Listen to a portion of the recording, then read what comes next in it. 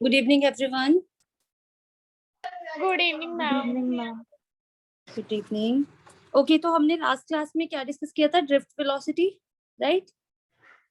हमने drift velocity किया था और उसका रिलेशन किया था I is equal to NaEVD। ये सबको याद है ना? Yes ma'am.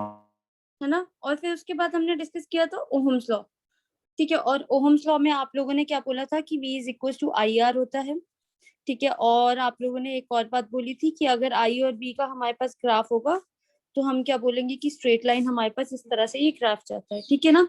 ये हो गया, ये सबको क्लियर है ना? Yes ma'am. अच्छा, तो कौन कौन से एक्सप्रेशन हमने किए थे मैं उन सबको एक बार यहाँ पे लिखने वाली हूँ। ओके, हमने ड्रिफ्ट वेलोसिटी डिस्कस किया था, उसका एक्सप्रेशन क्या था ma'am minus E vector tau upon M. Vector, ठीक है, टाउ ओवर एम, ठीक है। ओके, अच्छा, और एक और किया था हमने I is equal to NaEVD, ठीक है। ये एक्सप्रेशंस ऑलमोस्ट हमने ये सारे उस दिन डिस्कस किए थे, ठीक है। तो हमने देखा था कि जो ओहम्स लॉ है वो इन जनरल हम डिड्यूस करते हैं V is equal to IR। वो तो जब आप मतलब जूनियर क्लासेस में भी जो भी आप पढ़ के आए हो सेम वही वहां पे है। बट अब मैं देखना चाहती हूँ कि हम लोग ओहम्स लॉ को मतलब जो डिड्यूस करेंगे विद द हेल्प ऑफ या फिर in terms of drift velocity, ठीक है। क्या बोलेंगे? Ohm's law in terms of drift velocity. अच्छा, जब हम Ohm's law in terms of drift velocity calculate करेंगे ना, तो हमारे पास जो रेजिस्टेंस है और रेजिस्टिविटी है वो भी किसकी टर्म्स में आ जाएगी? हमारे पास ड्रिफ्ट वेलोसिटी की टर्म्स में आ जाएगी, ठीक है। वो हमारे लिए सबसे ज्यादा हेल्पफुल चीजें हैं, मतलब वो हमारे लिए नई चीजें हैं, ठीक है। तो कैसे डिस्क्राइब करोगे आप ओहम्स लॉ? कोई मुझे थोड़ा सा आइडिया कुछ? चलो पहले मैं बोल देती हूँ कि वी नो, ठीक है, ये हमें पता है कि VD इज इक्वल टू ई। मैंने कोई वेक्टर्स नहीं लगाए हैं, कोई डायरेक्शन नहीं बता रही, सिर्फ मैग्नीट्यूड में बात करूंगी यहाँ पे सारे एक्सप्रेशन में, ठीक है। तो यही हो गया ई टाउ बाय एम, ठीक है, स्मॉल ई कैपिटल। सबकी वीडियो पॉज सबके लिए होगी यही? अब ठीक है। अभी ठीक है ना? चलो, अब सबसे पहले हम क्या डिस्कस करेंगे? ड्रिफ्ट वेलोसिटी के एक्सप्रेशन लिखेंगे, ठीक है। बट हमें पता है कि हमने एक एक्सप्रेशन किया था कि E is equal to V by L। ये कौन सा एक्सप्रेशन था? Ma'am relation between electric field and potential potential gradient. तो ये क्या बनता है? पोटेंशियल ग्रेडियंट का एक्सप्रेशन आता है। तो मैंने बोला भी था आप लोगों को कि ये बहुत इंपॉर्टेंट है। देखो, हर सेकंड डेरिवेशन में हम लोग इसको यूज कर रहे हैं, ठीक है। तो E is equal to V by L होता है हमारे पास, आप लोगों को पता लग गया होगा, ठीक है। अब इसकी E की वैल्यू ऊपर वाली इक्वेशन में मैं सब्स्टिट्यूट कर देती हूँ, तो देयरफॉर हमारे पास क्या बन जाता है? V बाय L है ना हमारे पास, तो ML टाउ। यहाँ तक क्लियर है सबको? Yes ma'am. ठीक है, अगर किसी को नहीं क्लियर हो रहा तो मैं उन चीजों को सर्कल कर देती हूँ, ये देखो। और ये इसकी जगह पे हमने यहाँ पे ये सब्स्टिट्यूट कर दिया। ओके, चलो आगे चलते हैं। नेक्स्ट हमें क्या रिलेशन पता है? I इज इक्वल टू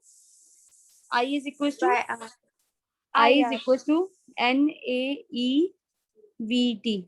अरे I इज इक्वल टू, नहीं वो नहीं, ये इसका और ड्रिफ्ट वेलोसिटी का रिलेशन। अब इसकी पूरी VD की वैल्यू यहाँ पे सब्स्टिट्यूट कर देते हैं, तो I is equal to NaE, ठीक है। और VD की वैल्यू जो मैंने सब्स्टिट्यूट की उससे क्या है? EVL tau. यहाँ तक क्लियर है सबको? ठीक है, अब देखते हैं हम लोग क्या करेंगे। I is equal to ma'am video pause हो रही है। सबके लिए हो रही है क्या? No ma'am. मैम हो रही है बीच में। हो रही है तो कोई बात नहीं, चलो मेरे को बता देना, ठीक है। तो मैं थोड़ा स्लो बोलती हूँ सो दैट कि आप लोगों को ऐसा लगे ना कि वीडियो पॉज हो रही है, ठीक है। ओके, तो यहाँ पे मैं बार बार रिपीट कर रही हूँ, I is equal to NaE square, ठीक है, ML टाउ बाय V, ठीक है। तो ये अगर हमने मल्टीप्लाई में लिख दिया और ये सारे जितने भी टर्म्स थी उन सबको ऐसे लिख लिया। यहाँ तक सबको क्लियर है? Yes ma'am. है ना? मैंने सारे कॉन्स्टेंट्स को बाहर निकाल दिया, ठीक है। और जो B है उसको मैंने ऐसे लिख लिया, ये था B उसको मैंने यहाँ पे बाहर लिख दिया। ठीक है, चलो यहाँ तक मुझे क्लियर हो गया। अगर आप देखें तो V इज बेसिकली फॉर्मूला क्या होता है, V is directly proportional to I, यही होता है ना ओम्स लॉ, Yes, ma'am. है ना। तो Yes, हमें भी तो ma'am. यहाँ पे यही मिल गया, I is directly proportional to V। Keeping, ध्यान से देखना, keeping all these terms as constant, ये जितनी भी टर्म्स हैं इन सब सारी टर्म्स को हमने क्या रखा है, कांस्टेंट। तो इन सारी टर्म्स को कांस्टेंट अगर आप रखोगे तो हमारे पास कैसे बनेगा, यस अच्छा, तो ध्यान से अब मैं इसको ऑल्टर करके लिख रही हूँ, ध्यान से देखना, ठीक है। यही वाली वैल्यू को I इज इक्वल टू, ये था, मैं दोबारा से यहाँ पे सिमेट्री मेंटेन करने के लिए दोबारा से लिख रही हूँ, ठीक है। हम इसके थ्रू हमें like resistance equals to ml by n a e square tau आ जाएगा। Very good, a e square tau, ठीक है। क्योंकि ये देखो V बाय I तो R होता है, तो इसका मतलब क्या हो गया R, तो ये चीज क्या बनी हमें, दिस इज रेजिस्टेंस, ठीक है। रेजिस्टेंस कांस्टेंट है क्योंकि ये देखो यहाँ पे M is constant, L is constant, area is constant, and number density is constant, charge on electron is constant, and tau relaxation time तो average time था ना हमारे पास, तो ये सारा constant। So therefore ये सारी जो चीजें हैं ये सब constant है हमारे पास। So therefore V is equals to IR हमारे पास, hence Ohm's law is proved। आप नोटिस करो मैंने स्टार्ट कहाँ से किया था, ड्रिफ्ट वेलोसिटी से, फिर इलेक्ट्रिक फील्ड की वैल्यू सब्स्टिट्यूट की, फिर I is equal to NAE/VD relation में सारी वैल्यू सब्स्टिट्यूट की, V को बाहर निकाल दिया, V directly proportional to I कर दिया। अगर किसी को कोई कंफ्यूजन है कि ऐसे क्यों किया, तो क्योंकि V by I is equal to R होता है, नॉट I बाय V, है ना, तो इसलिए फिर मुझे ऑपोजिट करके लिखना पड़ा, ठीक है। तो मैंने उल्टा किया, रेसिप्रोकल किया, तो मेरे पास ये वैल्यू होगी। यहाँ से मुझे एक चीज मिल गई कि मेरे पास R कितना होता है, ml by NAE square tau। Is it clear with everyone? ये ठीक है सबको? Yes, ma'am. Yes, ma'am. चलो फिर यहाँ तक एक बात तो हमारे पास क्लियर हो गई। अब जब मैं आगे चली तो मेरे पास क्या हुआ, ध्यान से देखते हैं। ये था रेजिस्टेंस का रिलेशन। अभी आप सब लोग ये रेजिस्टेंस का रिलेशन नोट डाउन करके रखना, ये बिल्कुल नया रिलेशन आया है हमारे पास, आज तक हमने नहीं देखा था, ठीक है। तो रेजिस्टेंस के बारे में सुनते हैं। तो रेजिस्टेंस के बारे में हमने कुछ इस तरह से टर्म्स सुनी थी, उन टर्म्स को भी डिस्कस करते हैं। तो अब धीरे धीरे सारी डेफिनेशन को डिफाइन करते हैं। तो सबसे पहले आया रेजिस्टेंस, ठीक है। तो रेजिस्टेंस से हमने ये सीखा था कि R is directly proportional. Resistance एक ऐसी फिजिकल क्वांटिटी है जो क्या करती है, अपोज करती है किसको, फ्लो ऑफ इलेक्ट्रॉन्स को, है ना। तो क्या करेगी, opposes the flow of electrons, got it, ठीक है। तो हमने एक और चीज लर्न की थी, अगर आप लोगों ने रीड करके रखा हो, तो R is directly proportional to L and R is inversely proportional to A। तो अगर हम इन दोनों को कंबाइन करते हैं, 10th क्लास में होता था, तो ये क्या बोलते थे, R L by A होती है हमारे पास। Yes, ma'am. मैम इधर डेंसिटी आ जाता था। Symbol is used as a density symbol, but ये डेंसिटी थोड़ी ना होती है, इसको बोलते हैं हम मैम रो होता है। इस सिंबल को रो बोलते हैं। बट टर्म क्या है, बेसिकली टर्म है रेजिस्टिविटी, ठीक है। इस जो टर्म है इसकी जो हमारे पास प्रॉपर्टी है वो क्या है, it does not depend upon, ध्यान से, it does not depend upon length and area, ठीक है। ये नहीं डिपेंड करती, रेजिस्टिविटी जो रो है ये एक कांस्टेंट है। First of all it is a constant, किसी भी मटेरियल के लिए ये फिक्स्ड वैल्यू होगी। अगर मैंने कॉपर लिया है तो हमेशा कॉपर की एक फिक्स्ड वैल्यू होगी, आयरन लिया है तो आयरन की रेजिस्टिविटी हमेशा फिक्स्ड होगी। तो हम बोलेंगे it doesn't depend upon length and area, but it depends upon the no nature of the material, ठीक है ना, क्लियर, मटेरियल। चलो यहाँ तक क्लियर हुआ सबको। तो ये तो वो वाली बात हो गई जो हमने पहले पढ़ी थी। तो हमारे लिए नया क्या है वो हम यहाँ पे लर्न करने के लिए आए हैं, ठीक है। तो आगे चल के लिखते हैं कि अब नए नए एक्सप्रेशन मिल रहे हैं। वी नो मैम इससे रेजिस्टिविटी का डेरिवेशन आएगी, मतलब एक यस अभी बिल्कुल सही, बिल्कुल एप्रोप्रिएट। अब हम इसको इससे क्या निकालेंगे, रेजिस्टिविटी। अभी हमने क्या कैलकुलेट किया था, we know R is equal to, आप लोगों को याद होगा एक्सप्रेशन, नहीं भी याद तो अभी किया है, देखो ध्यान से, ml/NaE², टाउ, ये किया था हमने, अभी रिलेशन ये किया, ठीक है। ऑल्सो हमें पता है कि R इज इक्वल टू क्या होता है, L/ρ L/A, है ना। तो ये फर्स्ट, ये सेकंड, तो कंपेयरिंग 1 and 2, दोनों R की वैल्यूज है, देखो जरा सब मैम कंपेयर इसके किया। थ्रू आ जाएगा हमारा रो m/NE² टाउ आ जाएगा।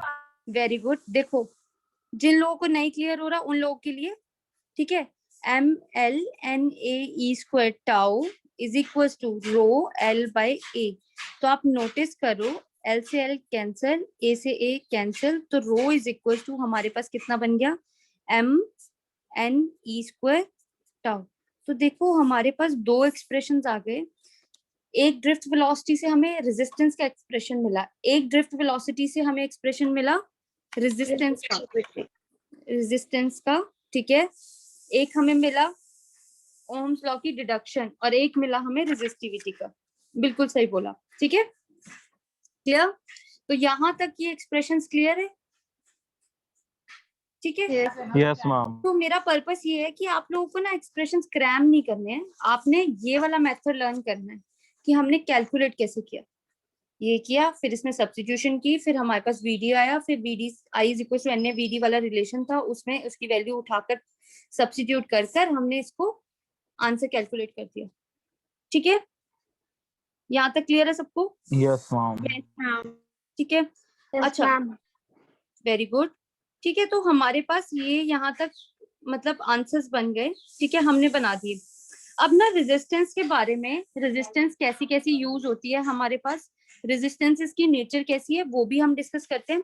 तो पहले हम वो कर लेते हैं, फिर उसके बाद इफेक्ट्स देखते हैं कि टेम्परेचर के साथ क्या क्या इफेक्ट हुए, ठीक है। अब सारा कुछ ना रेजिस्टेंस पे चल रहा था, तो हमने किया रेजिस्टेंस रेजिस्टिविटी, ठीक है, रेजिस्टेंस किया, रेजिस्टिविटी किया। अब मैं पहले इनका ऑपोजिट आप लोगों को सिखा देती हूँ, लर्न करवा देती हूँ। तो हमने यहाँ पे रेजिस्टेंस किया, तो यूनिट्स कर लेते हैं, ठीक है। तो यूनिट्स ऑफ रेजिस्टेंस कितने थे, यूनिट्स ऑफ रेजिस्टेंस कितने होते हैं, ओहम, है ना, इससे डिनोट करते हैं हम लोग, यूनिट्स ऑफ रेजिस्टेंस ओहम इससे डिनोट करते हैं, यस मैम। क्लियर है सबको, ठीक है। अच्छा, तो अब आते हैं, रेजिस्टेंस हमने कर लिया, तो रेजिस्टेंस का जो ऑपोजिट होता है उसको हम बोलते हैं कंडक्टेंस, क्या बोलते हैं, कंडक्टेंस। उसको हम डिनोट करेंगे कैपिटल जी से, किससे डिनोट करेंगे, कैपिटल जी। अगर रेजिस्टेंस, अच्छा एक बात बताओ, अगर रेजिस्टेंस का मतलब क्या हुआ, मतलब हमारे पास रोकना है ना, स्टॉप करना, मतलब रेजिस्ट करना कर फ्लो ऑफ करंट को, तो कंडक्टेंस का मतलब क्या होगा,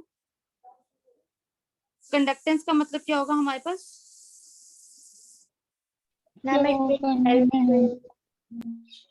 हाँ जी बताओ, कंडक्टेंस का क्या मतलब होगा, ma'am the flow of current, promoting the flow of current.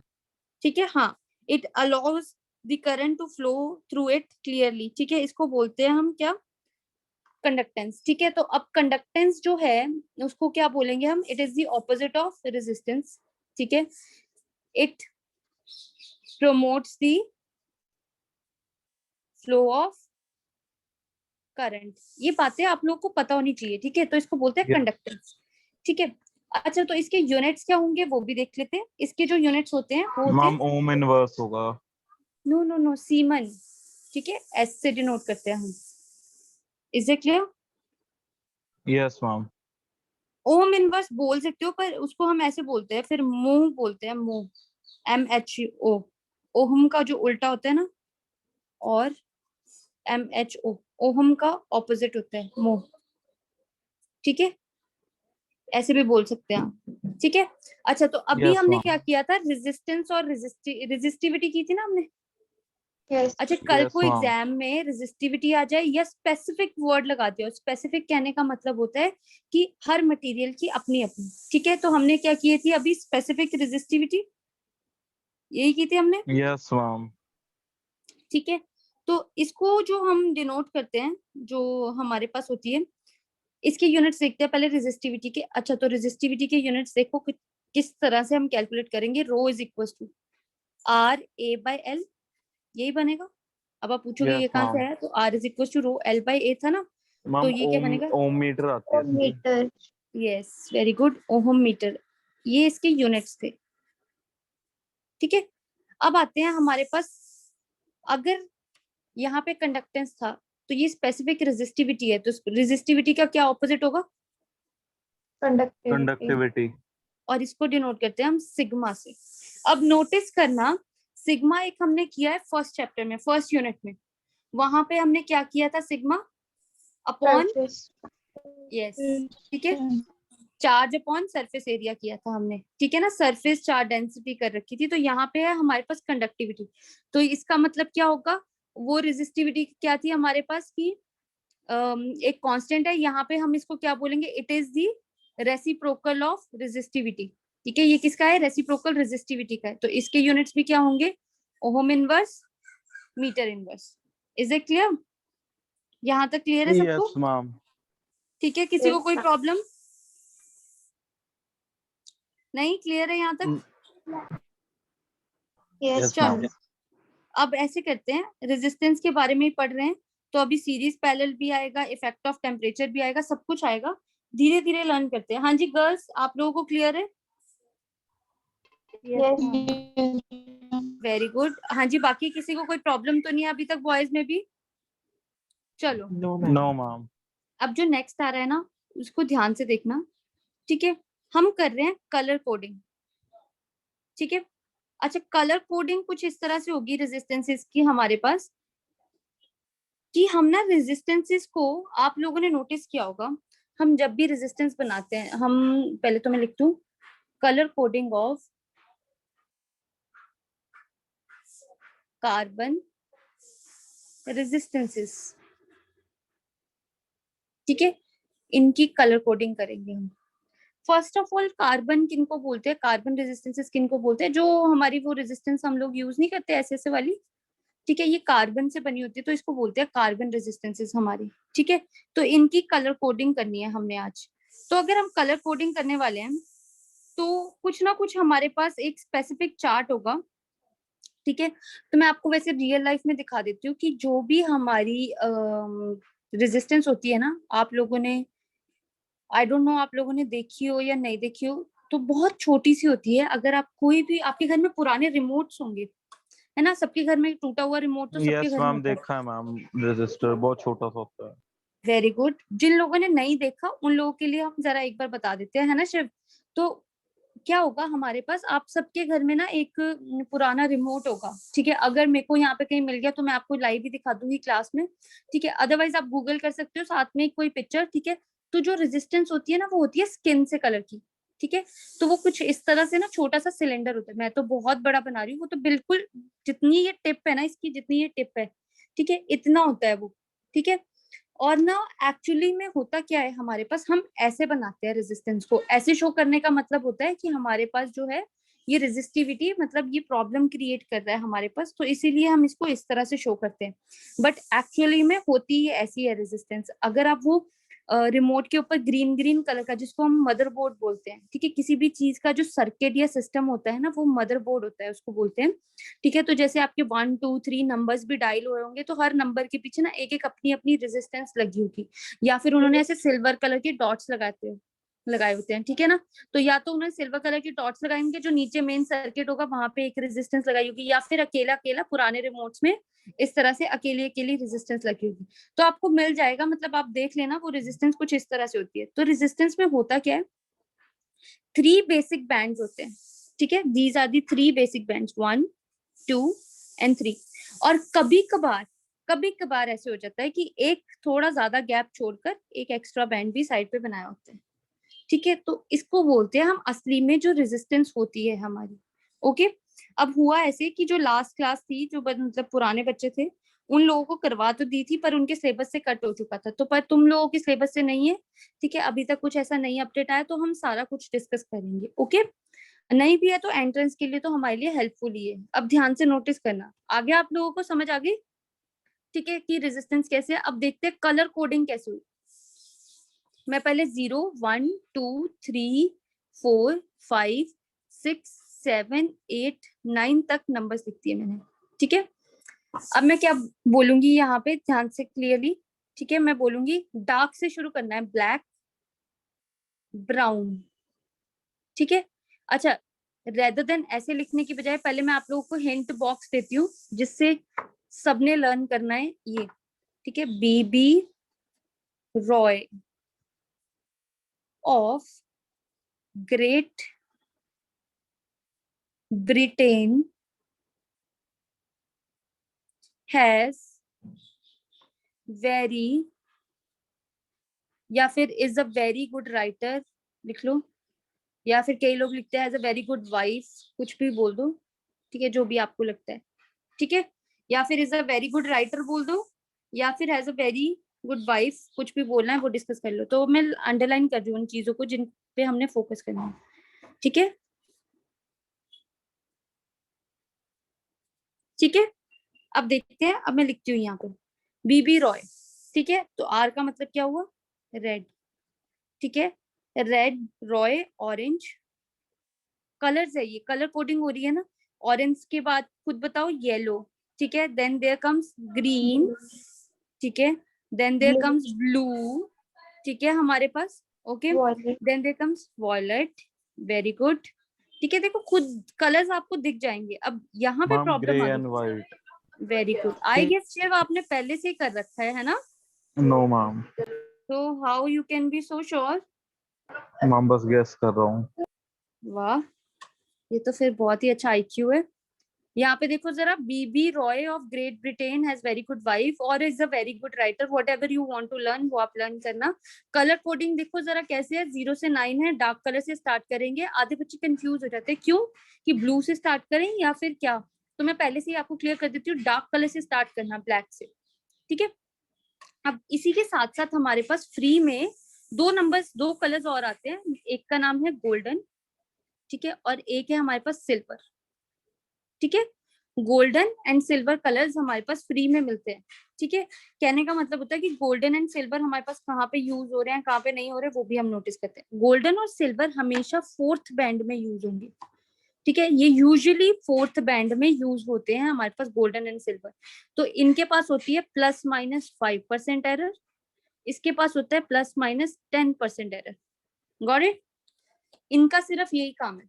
चले अब आगे, अब चले, अब काम कैसे आया वो सारी चीजें लर्न करते हैं और मैम सीखते हैं कि ब्राउन वगैरह भी तो यूज होता है ±1% के लिए। Everything everything will be used. ऐसे नहीं होगा ±1%, मैं आपको अभी बताती हूँ कैसे यूज होगा, ठीक है।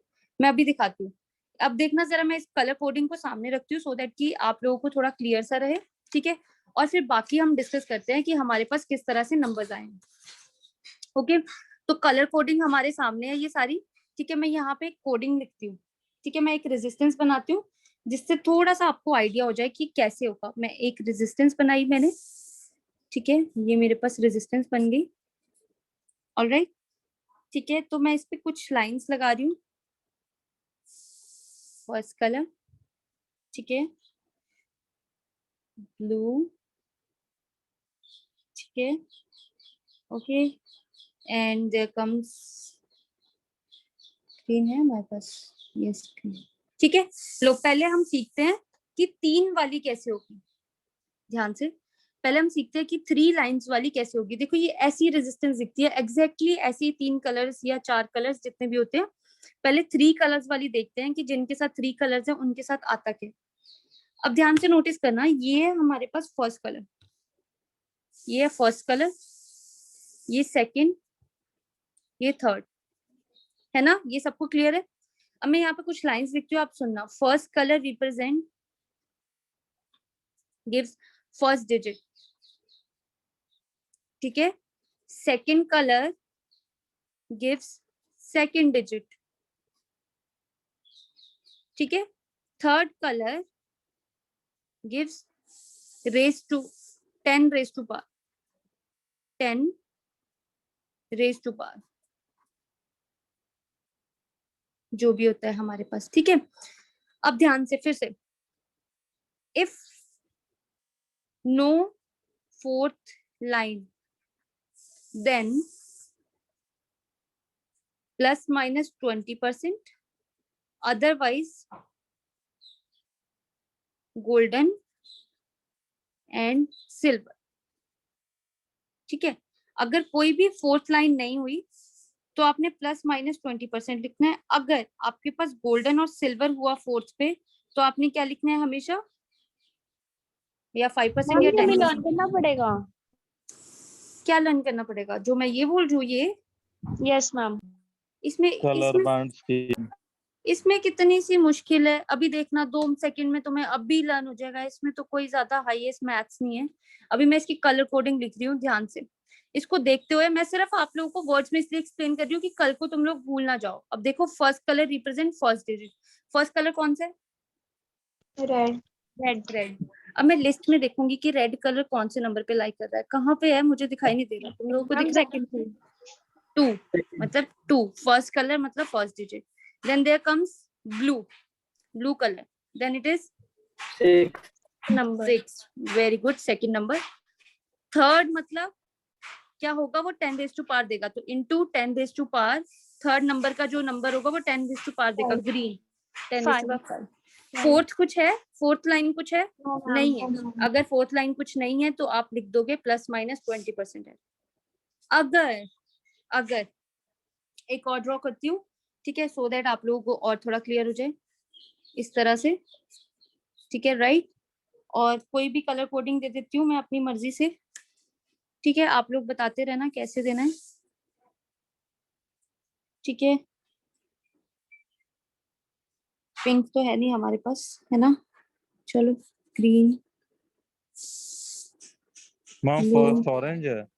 यस, फर्स्ट इज ऑरेंज, ठीक है। So since I don't have like silver colour, ओ है, I have silver in golden colours, I have, ठीक है। तो ये लो, ये बन गया ऑलमोस्ट गोल्डन कलर है ये, ठीक है। तो लो, अब इनमें से मेरे को बताओ कि इसकी कलर कोडिंग क्या होगी। अभी आप लोगों ने बताना, ऐसे करो, सब लिख के रख लो, सब लिख के रख लो, अभी बताना मत। हो गया? अभी यहाँ पे महक ने बोला था कि हमें लर्न करना पड़ेगा, क्या is it that difficult? No no ma'am. Ma'am. क्योंकि आप लोगों को मैं एक्सप्लेन करती हूँ ना, तो वो मैं वर्ड्स में जान पूछ के लिखती हूँ, तो आप लोगों को देखने में लेंथी लगता है, पर कोई भी चीज इतनी लेंथी नहीं है। अब यहाँ से दोबारा से आते हैं, फर्स्ट कलर इज ऑरेंज, तो व्हाट शुड आई राइट, क्या नंबर बनेगा? Ma'am 35 into 10 raised to power 6। Very nice, सबका यही बना, ग्रीन 5, ठीक है, इनटू थर्ड नंबर देगा 10 रेज टू पावर, ब्लू कितने पे है? 6 पे, plus minus -5%. 5%। I don't think so किसी और को कोई प्रॉब्लम होगी इसको समझने। बताओ, कलर कोडिंग क्लियर है? कलर कोडिंग से रिलेटेड किसी को कोई problem? No boys? No ma'am. Ma'am exam ठीक है, तो जैसे ब्लैक एंड व्हाइट पेपर्स में आता है, तो कलर कोडिंग कैसे कर पाएंगे? कलर कोडिंग में वो लिखेंगे आपको कलर्स कि first strip will be of this colour, second strip will be of this colour, third strip will be of this colour, ठीक है। Okay ma'am. क्लियर है ना? है ना? यस चलो, मैम। अब मैं एक देती हूँ, आप लोग मुझे बताना कि ये कितने पे रिप्रेजेंट करेगी, या क्या क्या स्टेप होगी, या कौन कौन सा कलर होगा। आई होप अभी तो लर्न हो गया होगा। मैं ऐसे ही आप लोगों को कुछ नंबर्स देती हूँ, ठीक है। यहाँ पे हमारी शीट एम्प्टी है, इस पे यूज कर लेते हैं, यहीं पे कर लेते हैं, चलो जहाँ पे बनाया है।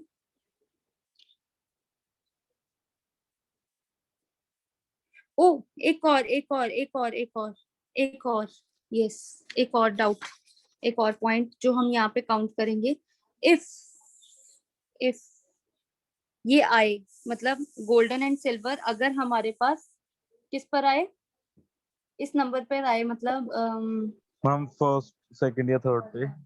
या नहीं, फर्स्ट सेकंड नहीं, इफ दे कम, सिर्फ फर्स्ट सेकंड पे कभी नहीं आते, एट थर्ड स्ट्रिप। अगर ये फर्स्ट सेकंड या थर्ड स्ट्रिप पे आते हैं, मतलब फर्स्ट सेकंड पे तो आना नहीं है इन्होंने, कौन सी स्ट्रिप पे आएंगे ये? Either if they come at third. Third strip, तो थर्ड स्ट्रिप के लिए अगर ये आया तो इसका होगा 10 रेज टू पावर -1 और इसका होगा 10 रेज टू पावर -2, ठीक है। तो फॉर एग्जाम्पल मैं यहाँ पे देती हूँ आपको क्वेश्चन में, ठीक है, एंड ऑलराइट, और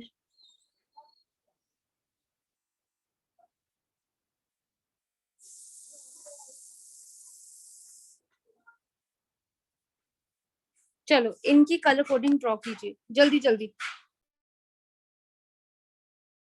और मैं जिससे पूछूंगी सिर्फ वही मुझे आंसर देगी। Done, ma'am. क्यों एक्सक्यूज मी कर मैम, लिया है, रेज योर हैंड। इसमें एक 5 बैंड स्ट्रिप्स वाला भी तो रेजिस्टर आता है। नहीं नहीं नहीं, there is only 4, there is only 4, keep that in mind. Aman आपको समझ आ रहा है, वेरी गुड।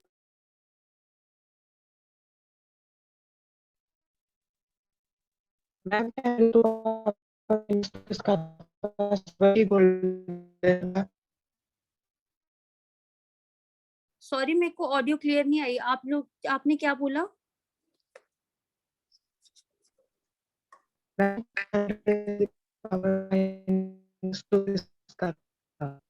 अच्छा देखो जरा स्क्रीन पे देखना जरा एक बार, अभी बता के हटी हूँ मैं।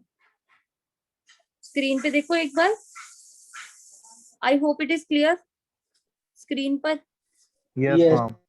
है ना? आई गेस ऑलमोस्ट सबका हो गया होगा। अनुभव पांडे आपका नहीं हुआ? जानवी, खुशी, जैस्मिन, कृतिका, मनप्रीत, नंदिनी, यस मनप्रीत आपने नहीं किया, निशु, तन्वी, सरीन। इस बार क्या बात है, तन्वी एंड ये सारे ये सब बहुत स्लो स्पीड पे चले हुए हैं, क्या बात हो गई? हम लाइक अरे मैंने आना नेट पर देखा था तो उसमें 4 5 6 7, स्ट्रिप तक अरे वो 6 तो तक एक्चुअली आते ये हैं। है ना कि अगर देखो, अगर तो आप इंजीनियरिंग कर रहे हो, ठीक है, जिन्होंने रेजिस्टेंस और ये जिन्होंने ये सारे पोर्शन इलेक्ट्रॉनिक्स करनी है, तो ऐसे बहुत सारी है, पर अभी आप लोगों का सिर्फ बेस है ना हर चीज का, तो आपको लिमिटेड चीजें लर्न कर पाई जाएंगी, एकदम से नहीं। दे विल गिव यू 7 7 8 8, तो कोई आपको देगा भी नहीं। Got it? Okay ma'am. ठीक है, चलो अब मुझे बताओ जरा, यहाँ तक क्लियर हुआ सबको? तो क्या क्या Yes, नंबर्स आए हैं, तो देखते हैं, सुनते हैं जरा स्टोरीज। बताओ जरा पहले इसकी क्या बनी? ma'am. Orange, gold. क्या बना? Yes Orange, Isha, green, Isha. silver, orange. अच्छा चलो, yellow, silver, golden. ऑरेंज, सबका ये बना, orange, yellow, Yellow, very good, silver silver golden. Plus gold, golden, very good. Okay, यहाँ पे white, Gray and white, gray, white, grey, white grey green, green green, and, silver, and golden. अरे अरे अरे अरे, white grey green and बस, nothing, कुछ भी नहीं। फोर्थ तो कुछ भी नहीं है, जिसके पास फोर्थ कुछ नहीं है उसके साथ क्या आता है, प्लस माइनस 20%। 20%. ये किसने बोला गोल्डन एंड सिल्वर? ये तो गलत बात होगी ना, फिर मेरा समझाया हुआ फिर तुम गलत कर रहे हो, है ना? ये क्या कर दिया, बताओ जरा,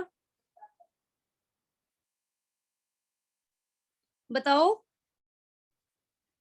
यस मैम, कहाँ पर? नहीं यहाँ पे अभी जो किसी ने बोला मुझे सिल्वर एंड गोल्डन, देखो अगर फोर्थ मतलब कुछ भी नहीं है, मतलब अगर 20% आ रहा है तो दैट मीन्स फोर्थ में कुछ भी नहीं है हमारे पास। ठीक है, क्लियर रहेगा यहाँ तक सबको?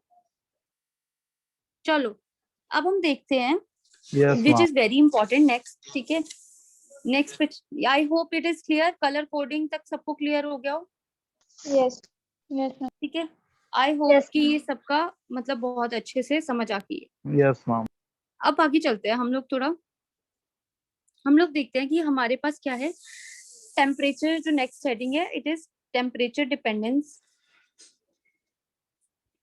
डिपेंडेंस ऑन रेजिस्टेंस, और साथ में हम करेंगे रेजिस्टिविटी।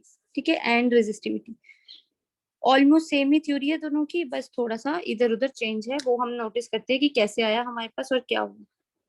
ठीक है, अब देखते हैं कि हम लोगों को पता है, इस चीज को अंडरस्टैंड करने के लिए ना, पहले मैं एक सिंपल सा कंडक्टर ड्रॉ करती हूँ, ठीक है, एक सिंपल सा कंडक्टर मैंने ड्रॉ किया, ठीक है, इस तरह से एरिया ऑफ क्रॉस सेक्शन होगा उसके पास कुछ, ठीक है, उसमें फ्री इलेक्ट्रॉन्स बैठे हैं, ठीक है, कंडक्टर बनाया मैंने। अब आपको पता है कि इलेक्ट्रॉन्स जो होते हैं वो क्या करते हैं, फ्री इलेक्ट्रॉन्स है, फ्री इलेक्ट्रॉन्स इन कंडक्टर, है ना, किसी भी कंडक्टर में फ्री इलेक्ट्रॉन्स है। फिर हम क्या अप्लाई करेंगे, एक्चुअली मैं इसको इस तरह से लिखूंगी तो आप लोगों को थोड़ा ज्यादा क्लियर हो। फिर मैंने क्या अप्लाई किया, पोटेंशियल, ठीक है, पोटेंशियल अप्लाई करने का मतलब है कि मैं साइड्स पे क्या लगा रही हूँ, बैटरी, ठीक है, पोटेंशियल का मतलब है बैटरी लगा दी। मैं पैराग्राफ लिखना चाहूंगी तो फिर मैं पैराग्राफ में भी बना सकती हूँ लाइंस, पर आप लोगों को शायद इन छोटी छोटी टर्म्स में थोड़ा जल्दी और इजीली समझ आए, ठीक है। अब क्या हुआ कि मेरे को ये बात बताओ, अब मैंने क्या किया, फ्री इलेक्ट्रॉन्स आए, फ्री इलेक्ट्रॉन्स आए कंडक्टर में, मैंने पोटेंशियल अप्लाई किया, पोटेंशियल जब अप्लाई किया तो क्या होगी, इलेक्ट्रॉन्स क्या करेंगे, electrons and ions starts vibrating, है ना, इस तरह से बाउंस ऊपर नीचे इधर उधर बाउंस करना स्टार्ट हो जाएंगे, ऐसे ही होगा, क्योंकि जब मैंने बाहर से कुछ पोटेंशियल अप्लाई कर दिया V, तो क्या होगा, इलेक्ट्रॉन्स क्या करेंगे, उनको एक इस तरफ पॉजिटिव इस तरफ नेगेटिव एंड मिल गया, तो उन्होंने क्या करना शुरू कर दिया, इधर उधर बाउंस करना शुरू कर दिया, आपस में वाइब्रेट करना स्टार्ट कर दिया, ठीक है। अब इलेक्ट्रॉन्स क्या करेंगे, जैसे जैसे वाइब्रेट करेंगे, ठीक है, जैसे जैसे वाइब्रेट करेंगे तो इसका मतलब क्या होगा कि उनकी मोशन जो होगी वो क्या होगी, मोशन जो होगी वो क्या होगी, स्लो या फास्ट, ठीक है ना, क्या होगा, फास्ट होगी ना उनकी मोशन, मतलब कि इलेक्ट्रॉन्स क्या करेंगे, वाइब्रेट करेंगे। मैंने एक कंडक्टर लिया, कंडक्टर के आसपास मैंने पोटेंशियल, पहले वो आराम से बैठा था, अब बाहर से मैंने कुछ बैटरी लगा दी, एक्सटर्नल बैटरी लगा दी, अब क्या होगा, वो इलेक्ट्रॉन्स जो होंगे, आयंस जो होंगे, वो वाइब्रेट करना स्टार्ट कर देंगे, वाइब्रेट करना स्टार्ट करेंगे तो उनकी मोशन क्या होगी, फास्ट होगी, स्पीड फास्ट होगी, मोशन फास्ट होगी हमारे पास, तो इसका मतलब क्या होगा, इट विल इंक्रीज, ठीक है। तो अगर दिस विल इंक्रीज तो दैट मीन्स कि जो रिलैक्सेशन टाइम होगा वो क्या होगा, डिक्रीज, रिलैक्सेशन टाइम क्या होगा, डिक्रीज कर जाएगा। बहुत ही अच्छी बात है जिसने भी मुझे अभी ये बताया। ऐसा क्यों, रिलैक्सेशन टाइम कम क्यों हुआ, क्योंकि मैं आप लोगों को यहाँ पे बना के बताती हूँ, आप नोटिस करना कि हाँ देखो, अब कोलिजन्स करनी थी ना, तो अब बाहर से बैटरी अप्लाई कर दी, तो अब एक कोलिजन करने के बाद क्योंकि स्पीड फास्ट है, क्योंकि मोशन फास्ट हो रही है, तो फटाफट से क्या होगी, कोलिजन्स भी जो होंगी, रिलैक्सेशन टाइम भी होगा, वो फटाफट से जल्दी जल्दी जल्दी जल्दी जल्दी जल्दी खत्म होगा, तो इसका मतलब जो रिलैक्सेशन टाइम है वो क्या हो जाएगा, डिक्रीज कर जाएगा। अच्छा, जब मोशन फास्ट होगी तो मोशन जो है it is directly related to, दोबारा से एक पॉइंट यहाँ पे आया जो हमने 11th क्लास में रीड किया था, वो किससे, मोशन जो है वो किससे रिलेटेड है, काइनेटिक एनर्जी से। जब Yes, भी ma'am. मोशन है ना, कोई भी चीज मोशन में होती है तो काइनेटिक एनर्जी की डेफिनेशन ही क्या है, by virtue of its motion, right. तो kinetic energy is directly proportional to temperature, तो इसका मतलब कि टेम्परेचर क्या होगा, बड़ा होगा, क्योंकि मोशन Yes, फास्ट हुई ma'am. तो काइनेटिक एनर्जी इंक्रीज हुई, काइनेटिक एनर्जी इंक्रीज हुई तो टेम्परेचर इंक्रीज हुआ, दूसरी तरफ रिलैक्सेशन टाइम कम हो गया, तो रिलैक्सेशन टाइम कम हो गया, तो बट वी नो, मुझे तो डिपेंडेंस देखनी थी ना। अच्छा, तो मुझे देखना था इसकी डिपेंडेंस, तो यहाँ पे मैंने एक फॉर्मूला किया था, कहाँ गया वो, यस यहाँ पे आते हैं, तो मैंने एक फॉर्मूला किया था, यहाँ पे देखते हैं, तो अगर R is inversely proportional to, relaxation time दिख रहा है सबको, Yes, ma'am. R is inversely proportional to tau, so that means कि we know R is inversely proportional to tau, तो अगर ये कम हो रहा है तो इसका मतलब हमारी रेजिस्टेंस क्या, इंक्रीज, तो इसका मतलब कि if temperature increases तो therefore resistance also, if temperature increases resistance also increase, increases। क्या ये क्लियर है सबको? यस मैम, अच्छा, मेरे को Yes, ma'am. पूछना था सेकंड Yes, थिंग, ये तो चलो हो गया, एक सेकंड बस, हम इस टॉपिक से डिस्ट्रैक्ट कर रही हूँ मैं आप लोगों को। क्या आप लोगों को नोट्स मिल गए थे? यस मैम, है ना, नोट्स मिल गए सबको? अगर किसी को नहीं मिले हैं तो मैं उनको बता दूं कि मैंने ऐप पे नोट्स अपडेट कर दिए हैं, PDF पूरी अपडेट की हुई है यूनिट 1 की, ठीक है, क्लियर, कोई भी वर्ड या कुछ भी excuse नहीं me, समझ ma'am. आता, हाँ जी, मैम एक बार ऐप का नाम बता दो। माई इंस्टीट्यूट ऐप है, उस पे A1 इंस्टीट्यूट की और पूरी प्रोफाइल बनी हुई है। ओके। आप इंस्टीट्यूट में कॉल करना ना, अगर आप मतलब अगर आपने ज्वाइन कर लिया है तो they will naturally add you over there. ठीक है, आप एक बार कॉल करना उनको इंस्टीट्यूट में और आप बता देना कि ये मेरा नेम है, ठीक है, आपने मुझे ऐड नहीं किया हो, मुझे ऐड कर दो, ठीक है। तो जितनी भी वहाँ पे डेटा होगा वो आपको दिख जाएगा, जितने भी वीडियो लेक्चर्स होंगे वो आपको अपडेटेड वहाँ पे दिख जाएंगे। क्लियर? Yes ma'am. ठीक है, चलो अब यहाँ पे दोबारा से मैं इस पूरे यहाँ ये सबको क्लियर है ना कि हुआ कैसे। अब दोबारा से इसको अब मैं रिलेट करके जरा सुनाती हूँ स्टोरी, आप सिर्फ सुनना, कान खुले करके सुनना, और आई होप कि आप सब इमेजिन कर पा रहे होंगे कि क्या हो रही है ये चीज। देखो क्या हुआ कि we have consider a conductor of length L बोल लो, area of cross section A बोल लो, पैराग्राफ को इंक्रीज करने के लिए, बढ़ाने के लिए, ठीक है, आप कुछ कैसे भी बोल सकते हो। तो the conductor has free electrons in it. तो फ्री इलेक्ट्रॉन्स अगर उसके अंदर है तो दे आर मूविंग फ्रीली, मतलब फ्री इलेक्ट्रॉन्स का मतलब खुद ब खुद घूम रहे हैं। If we applied potential, potential किस कैसे अप्लाई होगा? थ्रू बैटरी, ठीक है। हमने अगर अप्लाई कर दिया across the ends of the conductor के अक्रॉस, अगर हमने वो पोटेंशियल अप्लाई कर दिया, the electrons will start moving and with the ions of the material and with itself, ठीक है। इलेक्ट्रॉन्स आपस में भी बच सकते हैं या फिर आयंस ऑफ द मटेरियल के साथ वो क्या करेंगे, मूव करना स्टार्ट हो जाएंगे, वाइब्रेट करना स्टार्ट कर जाएंगे, ठीक है। जब वो वाइब्रेट करेंगे तो मोशन फास्ट होगी, ठीक है। मोशन फास्ट होगी तो काइनेटिक एनर्जी इंक्रीज होगी, काइनेटिक एनर्जी इंक्रीज होगी तो हमारे पास क्या होगा, टेम्परेचर इंक्रीज होगा हमारे पास, ठीक है। थर्मल एजिटेशन होंगी, जब भी कोई चीज आपस में टकराती है फास्ट फास्ट तो क्या होगा, टेम्परेचर इंक्रीज होगा, है ना।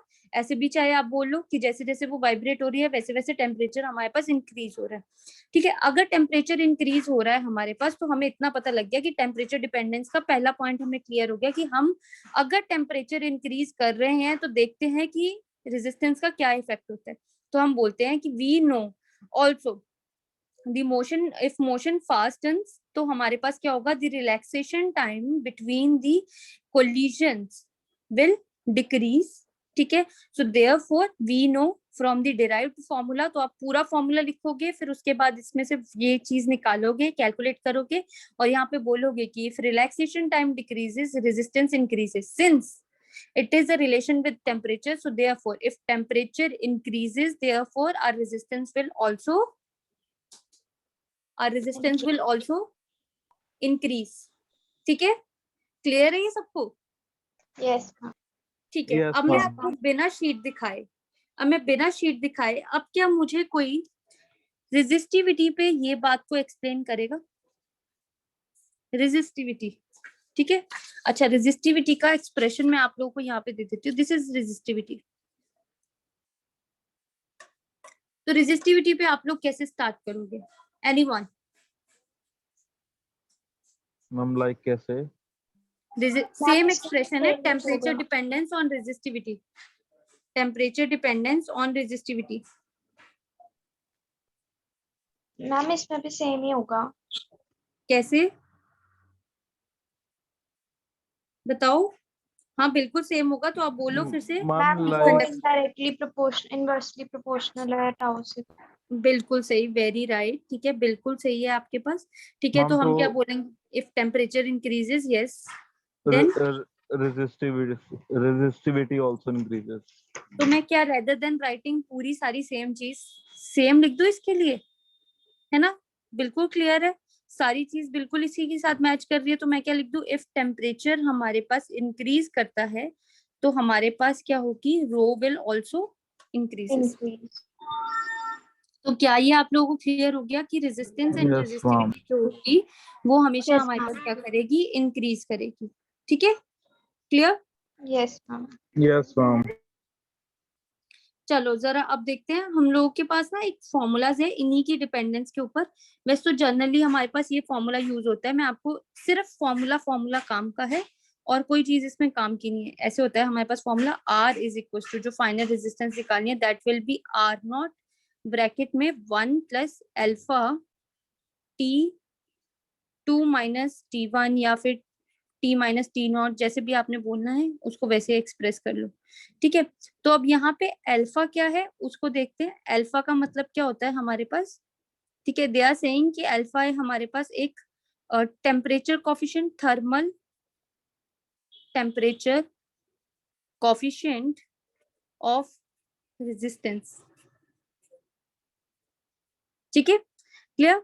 अच्छा, T1 T2 हमारे पास क्या है यहाँ पे? Ma'am temperature.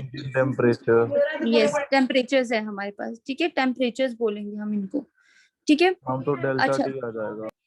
हाँ, इसको इसकी जगह पे हम डेल्टा टी बोल सकते हैं। ठीक है, तो हम इसको चेंज बोलते हैं। तो हम इस एक्सप्रेशन को यूज करते हैं काफी सारे न्यूमेरिकल्स में, काफी सारे फॉर्मूलाज में। तो कोई उठ के आपको बोले कि इसी ऐसी एक्सप्रेशन को रो की टर्म्स में लिख दो, तो आप रो की टर्म्स में भी लिख सकते हो, R is equal to rho not 1 plus alpha T2 minus T1। अब मैं आपको एक चीज दिखाती हूँ कि हुआ क्या। देखो, हमें फाइनल रेजिस्टेंस कैलकुलेट करनी है, ठीक है, या फाइनल रेजिस्टेंस हमें दे रखी है। आर नॉट क्या होगा? जो इनिशियल होगी स्टार्टिंग में आपके पास कोई भी रेजिस्टेंस किसी बॉडी की टेम्परेचर T1 पे, ठीक है, T2 टेम्परेचर पे हमें काउंट करनी होगी, वो होती है आर। ठीक है, जैसे सपोज करो मैं आपको बोल देती हूँ कि मुझे स्टार्टिंग में दे रखी है ये 32 इंटू 10⁻², ठीक है, जैसे अभी हम कैलकुलेट कर रहे थे। ठीक है, अल्फा भी कांस्टेंट है, तो कांस्टेंट आपको गिवन होगा किसी भी मटेरियल का। ठीक है, और बोला है कि आर नॉट है आपके पास 10 डिग्री सेल्सियस पे।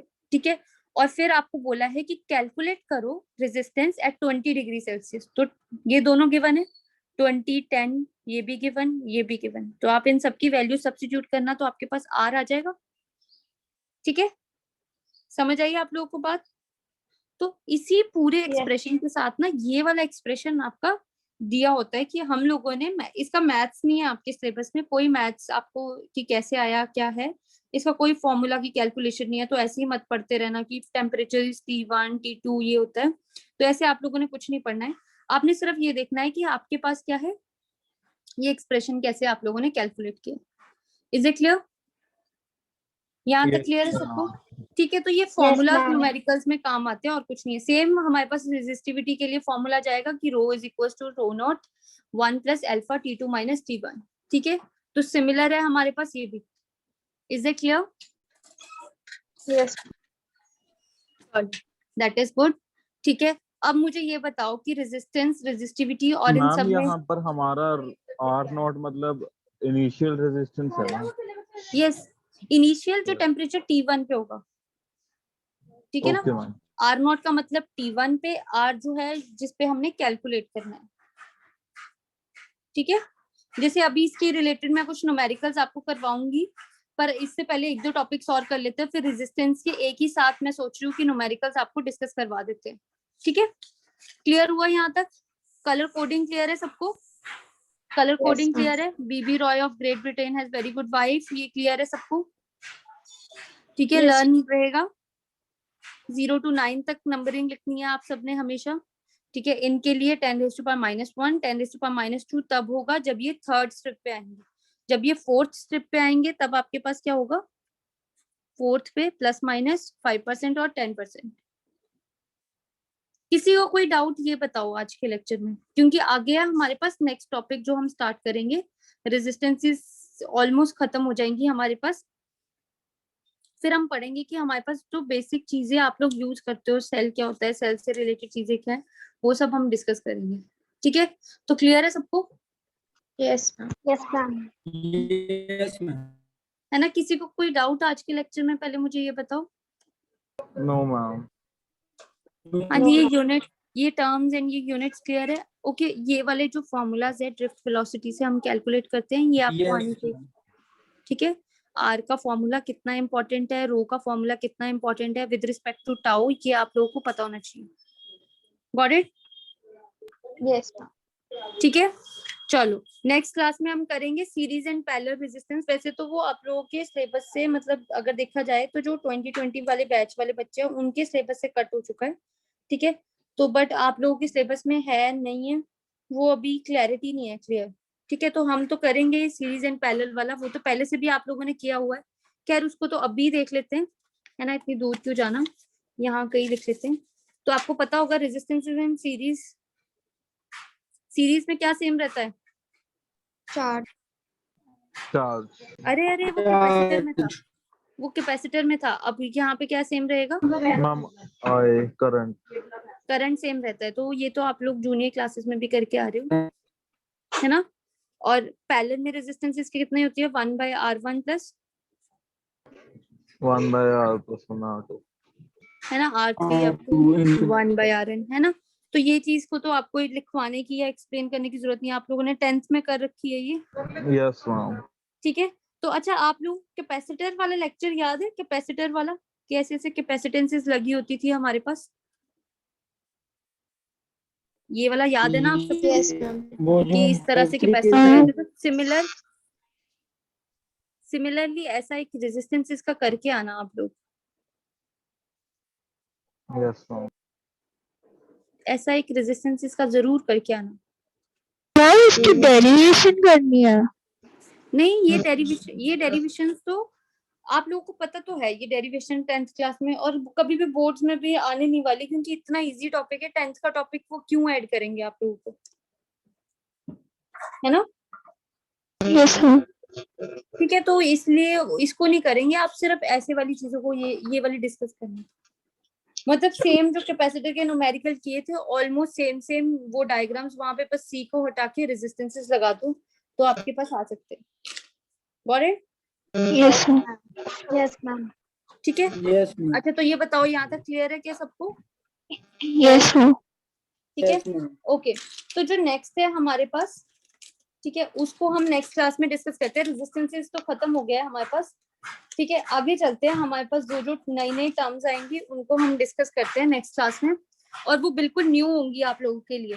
सुनी तो होंगी आप लोगों ने, रिप्रेजेंट भी आप लोगों ने देखा होगा कि कैसे करते हैं, पर आपको ये नहीं पता होगा कि होती क्या है, वो एक्चुअल मीनिंग क्या है उनका फिजिकल, और हम यूज कैसे करते हैं। तो उनको हम यूज करेंगे और नई चीजें हम सॉल्व करेंगे। Got it? यस। ठीक है, यस मैम। ठीक है, thank thank you. You. Thank you ma'am. Thank you ma'am. Thank you.